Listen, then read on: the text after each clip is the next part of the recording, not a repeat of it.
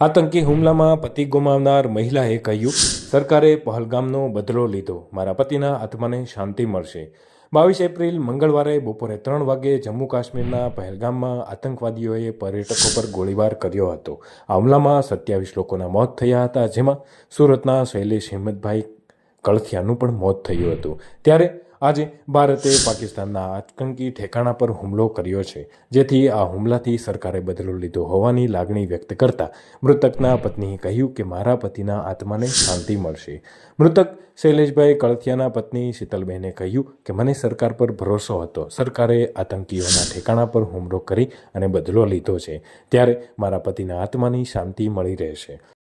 मुझे मेरी गवर्नमेंट पे पूरा भरोसा था। जैसे आज पता चला कि मोदी जी ने आतंकवादियों को चुन चुन के उसके ठिकानों पे जाके उसको मारा है, ये सुनकर मुझे मेरे पति की आत्मा को बहुत शांति मिलेगी। साथ साथ में उसके साथ जो भी 25 भाइयों की और जान गई है, सबकी आत्मा को शांति मिलेगी।